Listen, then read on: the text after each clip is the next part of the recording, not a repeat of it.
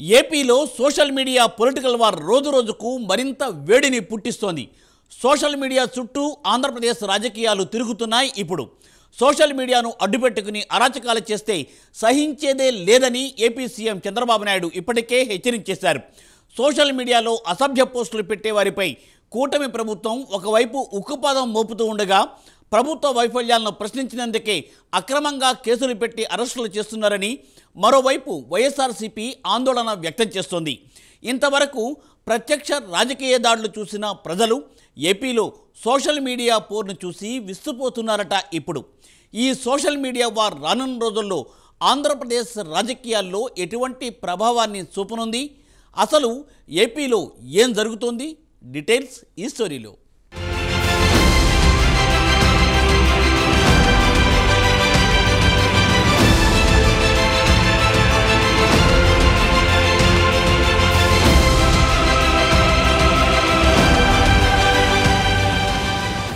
అసలు social media war ఏపీలో ఎలా మొదలైంది? ఇప్పుడున్న పరిస్థితుల వెనుక ఉన్న కారణాలేంటి? ఈ పరిణామాలు ఎక్కడికి దారితీస్తాయి అనే ప్రశ్నలు ప్రజల్లో చర్చనీయాంశంగా మారాయి. రాజకీయాల్లో సోషల్ మీడియా పాత్ర, సోషల్ మీడియాను ఉపయోగించని రాజకీయ పార్టీ ఉండదంటే అతిశయోక్తి కాదు. ప్రజలకు తమ వాయిస్ను చేరుకునేందుకు సోషల్ మీడియాను ఉపయోగించుకుంటున్నాయి. సోషల్ మీడియాలను మేనేజ్ చేసేందుకు ఉద్యోగులను నియమించుకుంటున్నాయి. క్యాచీగా టైటిల్స్ పెడుతూ తమ పార్టీని ప్రజల వద్దకు తీసుకువెళ్లేందుకు ప్రయత్నిస్తున్నాయి. అదే సమయంలో ప్రత్యర్థులపై ఘాటుగా విమర్శలు చేస్తున్నారు. అదే ఇక్కడ సమస్యగా మారుతోంది.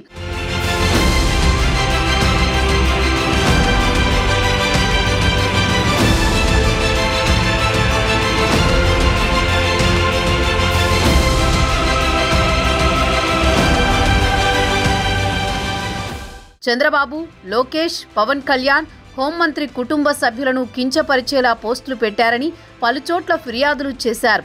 ఈ ఫిర్యాదుల ఆధారంగా సినీ దర్శకులు రామ్ గోపాల్ వర్మ, ఎఫ్డీసీ మాజీ చైర్మన్ పోసాని కృష్ణమురళి, నటి శ్రీరెడ్డిపై కేసులు నమోదయ్యాయి. సోషల్ మీడియాలో పోస్టులపై ప్రశ్నించినందుకు కులం పేరుతో దూషించారని పులివెందుల నియోజకవర్గంలోని సింహాద్రిపురానికి చెందిన హరి అనే వ్యక్తి ఫిర్యాదు మేరకు వైఎస్ఆర్సీపీ సోషల్ మీడియా విభాగంలో కీలకంగా పనిచేశారని చెబుతున్న సజ్జల భార్గవరెడ్డి, మాజీ సీఎం వైఎస్ జగన్ సమీప బంధువు అర్జున్ రెడ్డిపై కేసులు నమోదయ్యాయి. కడప, రాజంపేట జిల్లాల్లో నమోదైన కేసుల్లో వర్రా రవీందర్ రెడ్డిని పోలీసులు అరెస్ట్ చేశారు. నవంబర్ 2వ వారం వరకు ఏపీలో వైసీపీకి చెందిన సోషల్ మీడియా విభాగానికి 147 మందిపై కేసులు నమోదయ్యాయి. 600 మందికి పైగా నోటీసులు ఇచ్చారు. 30 మందిని అరెస్టులు చేశారని వైఎస్ఆర్సీపీ ఆరోపిస్తోంది. సోషల్ మీడియాలో అబ్యూజ్ ప్రొటెక్షన్ చట్టాన్ని అత్యవసరంగా తీసుకురావాలని AP deputy CM Pawan Kalyan ఈ సందర్భంగా చెప్పడం మంచి పరిణామంగా చెప్పొచ్చు. సోషల్ మీడియాలో సైకో ముక్కలు బరితెగించాయని ఆయన ఆగ్రహం వ్యక్తం చేశారు. నవంబర్ 14న అసెంబ్లీలో ఆయన ఈ వ్యాఖ్యలు చేశారు. జడ్జీలను, పార్టీల కార్యకర్తలను, అప్పటి సొంత పార్టీ ఎంపీ రఘురామకృష్ణంరాజును కూడా వైఎస్ఆర్సీపీ నాయకులు వదలలేదని ఆయన విమర్శించారు. సోషల్ మీడియాలో తన కుటుంబ సభ్యులపై పెట్టిన పోస్టులపై ఈ నెల మొదటి వారంలో పవన్ కళ్యాణ్ సీరియస్ వ్యాఖ్యలు చేశారు. తాను హోంమంత్రిని అయితే పరిస్థితి మరోలా ఉంటుందని ఆయన మాట్లాడిన మాటలు ఏపీ రాజకీయాల్లో చర్చకు దారితీసిన సంగతి తెలిసిందే.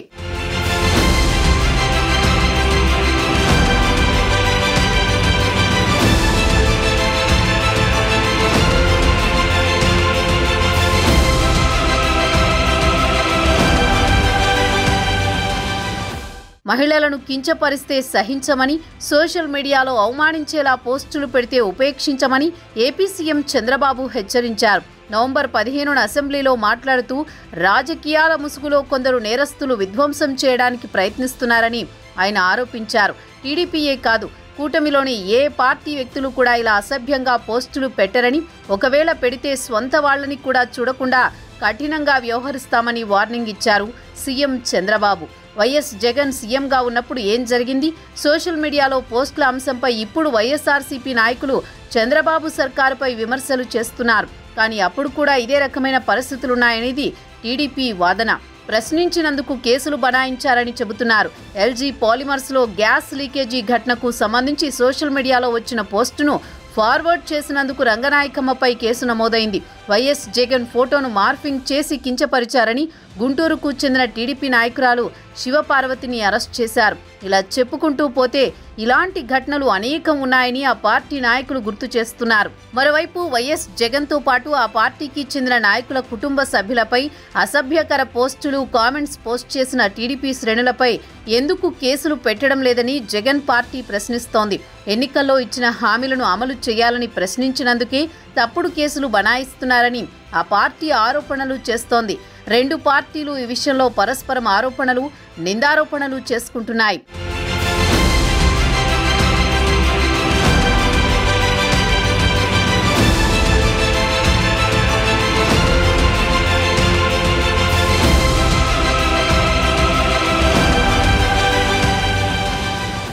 ఏపీ హోంమంత్రి వంగలపూడి అనిత తాను కూడా సోషల్ మీడియా బాధితురాలినేనని చెప్పారు.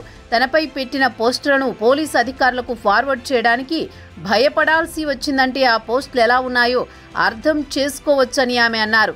ఈ పోస్టులపై ఎన్నో నిద్రలేని రాత్రులు గడిపానని ఆమె గతంలో మీడియా సమావేశంలో భావోద్వేగానికి గురయ్యారు. కొందరు సైకోలు, సైకో పార్టీలతో కలిసి సోషల్ మీడియాను భ్రష్టు పట్టించారని ఆంధ్రప్రదేశ్ కాంగ్రెస్ పార్టీ అధ్యక్షురాలు వైఎస్ షర్మిల ఎక్స్లో పోస్ట్ చేశారు.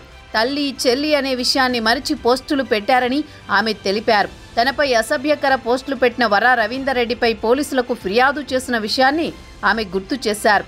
గతంలో ఇలానే సోషల్ మీడియాలో పోస్టులు పెట్టిన రవీందర్ రెడ్డిపై చర్యలు తీసుకోవాలని కోరుతూ మాజీ మంత్రి వైఎస్ వివేకానందరెడ్డి కూతురు వైఎస్ సునీతారెడ్డి కడప పోలీసులకు ఫిర్యాదు చేశారు.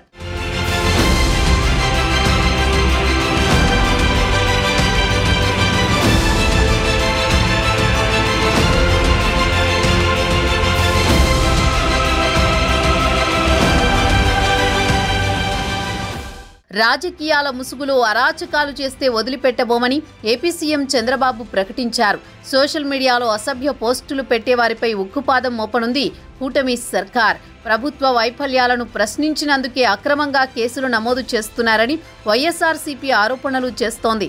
దీన్ని చంద్రబాబు ప్రభుత్వం తోసిపుచ్చుతోంది. ట్రోలింగ్ పేరుతో అసభ్యంగా పోస్టులు పెట్టిన వారిపై చట్టపరంగా చర్యలు తీసుకున్నామని ప్రభుత్వం చెబుతోంది. ఇందులో భాగంగానే డైరెక్టర్ రామ్ గోపాల్ వర్మ, నటులు పోసాని కృష్ణమురళి, శ్రీరెడ్డిపై కేసులు నమోదయ్యాయని టీడీపీ చెబుతోంది. సోషల్ మీడియాలో అనుచిత పోస్టులు పెడుతున్నారని ఆరోపణలు చేస్తూ తెలుగుదేశం, జనసేన కార్యకర్తలు పోలీసులకు ఫిర్యాదు చేస్తున్నారు. ఈ ఫిర్యాదుల ఆధారంగా పోలీసులు కేసులు నమోదు చేస్తున్నారు. అరెస్టులు జరుగుతున్నాయి.